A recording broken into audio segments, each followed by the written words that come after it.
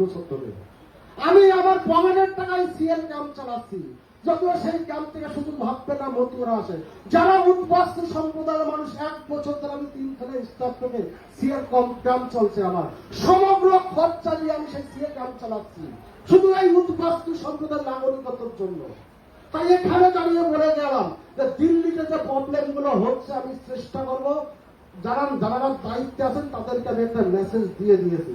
কিন্তু একটা কথা আপনাদের কাছে বলে দিয়ে যাবো, যাদের এসআইআর এর নাম বাদ গিয়েছে তারা কিন্তু সবাই সিএতে অ্যাপ্লিকেশন করবেন, দিল্লিতে করবেন এবং আপনার আত্মীয় স্বজন পশ্চিমবঙ্গ যে যেখানে আছে, আপনাদের আত্মীয় স্বজন পশ্চিমবঙ্গের যে যেখানে আছে, যার যেখানে রিলেশন আছে, প্রত্যেককে বলবেন সিএতে অ্যাপ্লিকেশন করাতে। এত সহজে না, বিশ্বের কোন দেশ এত সহজে নাগরিকত্ব দেয়নি। আজকে যদি আমরা নিয়োজিত